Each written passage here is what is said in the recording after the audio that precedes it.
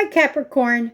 My name is Darlene Dotson, and this is your Destiny of Truth for March of 2021. Now, Capricorn, on the 3rd, we start the month out with a sextile, okay? And a sextile is an energy that you have to do some work to use. It's just not going to happen naturally. But if you do tap into it and use it, then you're going to come out better than you were. And for you, it's Venus in Pisces in the 3rd house, sextiling Uranus and Taurus in the 5th house. Now, there's an emotional connection that you have with communication or in your day-to-day life. And that brings changes, okay? You need to bring changes to your creative endeavors, to your children, to your dating life to make you feel more stable. And the only way you're going to do it is by doing the things that you love and showing it through the communication that you're doing. Then on the 3rd, we have Mars going into Gemini in your 6th house.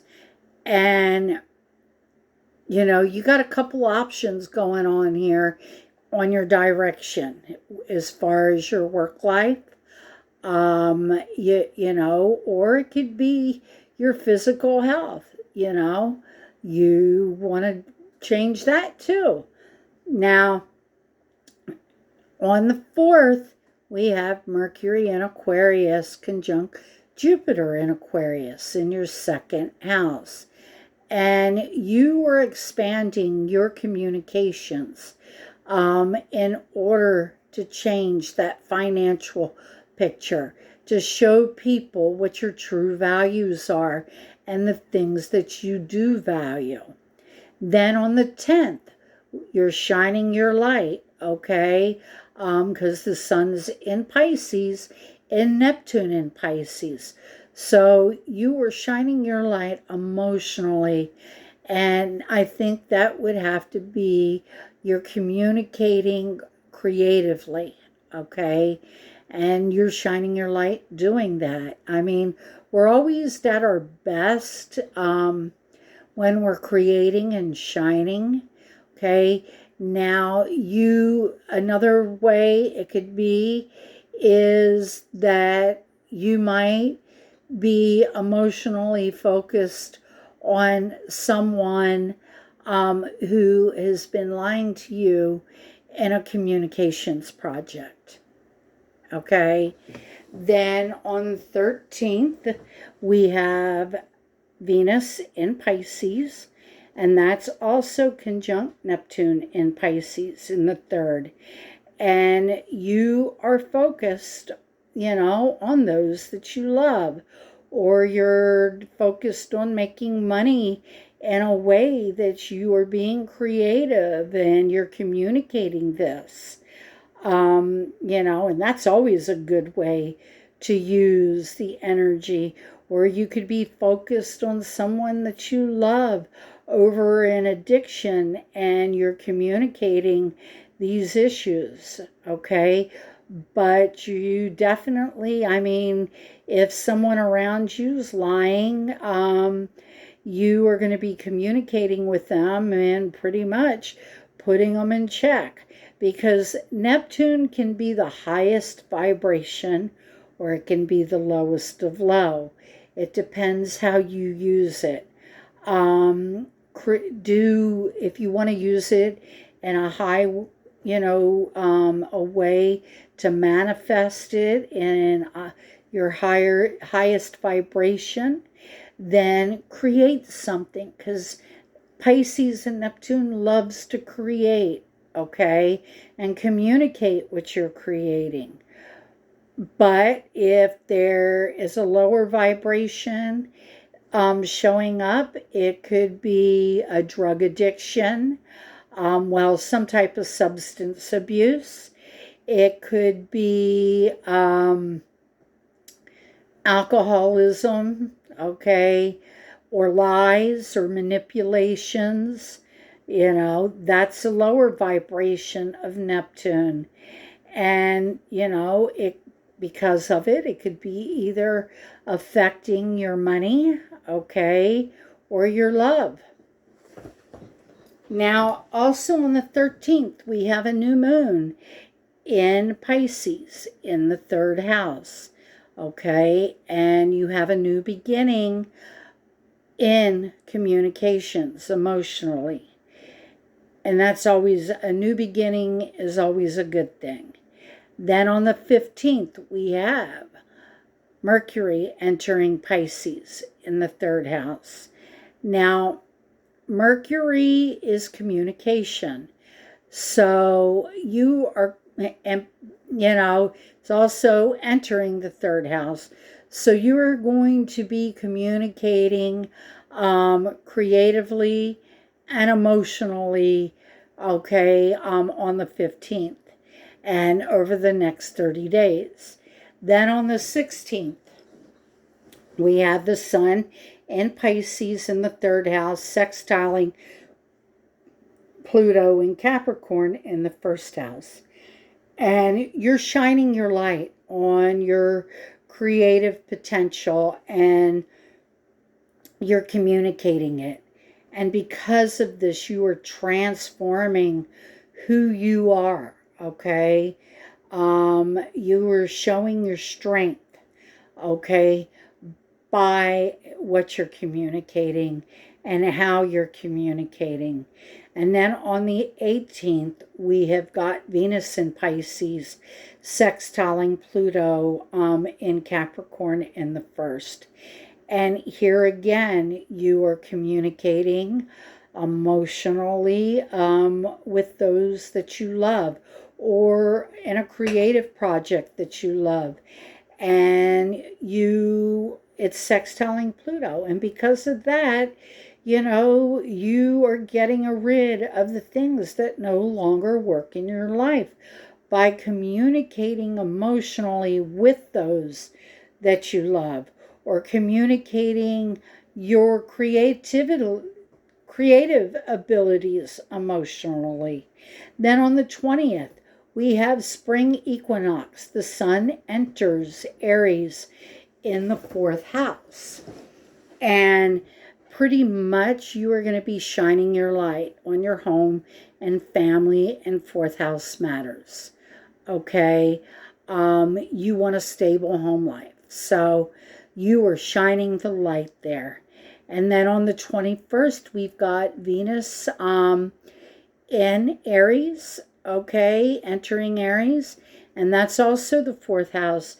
And you're going to love what you're doing around the house. You're going to love what you're doing emotionally, okay? Then on the 21st, we have got the sun. On the 21st, we have got Mars in Gemini in the sixth house, trining Saturn in Aquarius in the second house. And a trine is an energy that just flows. It's there naturally. But when it's there, we can also get lazy about it. Okay? Because Saturn, has been restricting you in your financial life. Okay? And you are overcoming it with the actions that you were taking in your work life. It could also be Saturn wants you to change ethically and morally. And, you can do that by the actions that you're taking with your physical health. But something that you value has been restricted, whether it's material, financially, or ethically. You've been restricted there.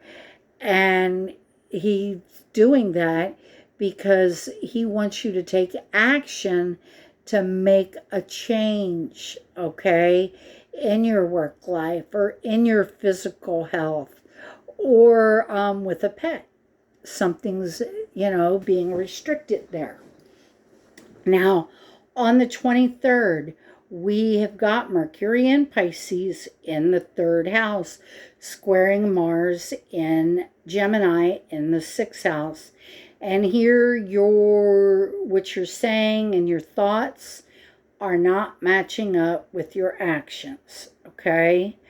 You were communicating emotionally with someone, but the actions that you're taking at work don't match the communications that you're putting out there. Now, on the 25th or the 26th, we've got the Sun in Aries conjunct Venus in Aries, and that's your 4th house. And you are shining your light on those you love in your home and your family. And that's always good. Nothing wrong with building a secure home base. Then on the 28th, we have a full moon in Libra, and that's your 10th house. Well, you are getting rid, okay? You are ending something that you are known for. And Capricorn, with it being a full moon in the 10th, that's all about your power. Or it could be in an employer, you're ending that, but it's a relationship that you're ending with that employer, or it's a relationship that you're ending with your boundaries, okay? Because Libra always wants to please other people. That way they'll love them, okay, or like them. They don't want people not to like them. So they do what the other person wants versus what they want because they want to be appreciated. And you are ending that, okay? You're ending that. And if you do end a relationship with an employer, okay, because that also rules the 10th house, or, with a parent, it's okay because you are standing up for yourself, okay? You're putting up your boundaries. You've decided that you deserve to be happy. And this is what you're going to do. You're going to be happy. So that, and in that ending, you're going to have a new beginning because you're getting wiser. You're realizing that you can't continue on the path that you've been on. Now, on the 29th, okay, we have got Mercury in Pisces conjunct Neptune in Pisces. And here we have got it in the 3rd house. And you are definitely communicating emotionally with someone who has made you feel disillusioned, who has made you feel used, or you could be communicating your creative abilities in, a forum that lets you communicate it. Then on the 30th, we have got Venus in Aries in the 4th house, sextiling Saturn in Aquarius in the 2nd house. And financially, you have been held back. You just, something you feel like material worth has been, withheld from you. Well, you are taking actions, definite actions on this day in your home to change that. You know, because you're no longer going to let the status quo dictate your material wealth, or dictate your financial wealth, or dictate your ethics and your morals. You are an original, and you're going to be original, okay? And that's all there is to that. Then on the 31st, we have got the Sun in Aries in the 4th house, sextiling Saturn in Capricorn in the 2nd house. And again, you have been feeling like you've been held back in your material wealth, in your financial picture, the things that you value in life, okay? And you are going to shine your light on home and family because you want this to change. You aren't going to be held back any longer by your home and family, because you know you, in order to get what you want in life, you've got to work for it. Nobody else is going to give you the material wealth or the financial security that you want. It's up to you to work for it.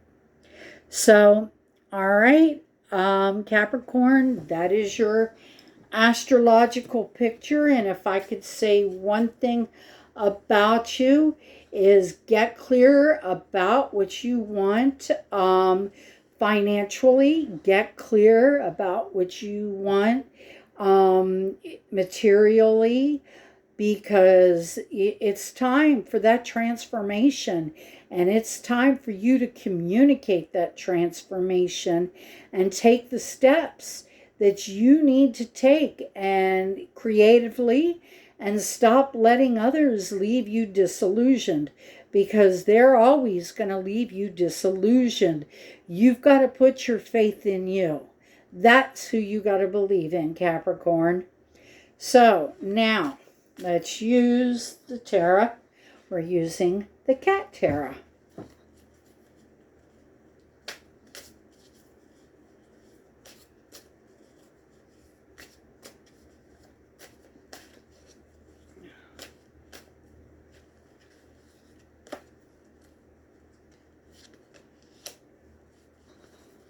Okay. We got the Knight of Swords. And the Knight of Swords pretty much says you're ready to take action, okay? You aren't going to put up with things that you have. Now it's a knight, so it also has a very youthful spirit, okay? So you do have a youthful spirit. One thing about Capricorn is the older they get, the younger they get. They're old souls, and they were born as an old soul. And the older they get, the younger they get, because they learn how to enjoy life as they get older. And all it's saying is now it's time for you to pounce, okay? It's time for you to get what you want, okay? Think of a cat going after a mouse. It stalks that mouse, you know, and it acts like it doesn't care that that mouse is there, to where it'll hypnotize the mouse to come out of its, you know, hiding spot, and then that cat will pounce. And that's what you need to do, you know, and realize that, yes, you are dealing with intensity, but you're dealing with this intensity because something has to change. You are not responsible for other people's lives. You are not responsible for their deceptions. You're not responsible for the way they communicate. You are only responsible for yourself and what you want in life and what you value in life. And those are the things that you need to concentrate on. And that's why you've been held back. But Pluto being in your first house says it's time to transform that and get out there and get what you want, financially or materially or ethically and morally. Okay? It's time to make the changes that you want to make in order to transform your life. And I can say that you can do this easily, or you can go kicking and screaming. But Pluto's going to get his way. And the choice is yours about the direction that you want to go. So, again, I am going to say, Capricorn, use those boundaries, okay? Don't let other people use you. And in the process, be true to yourself and how you want to build your foundation. So know that I love you. I wish you many blessings, and I'll see you in April. Bye, Capricorn.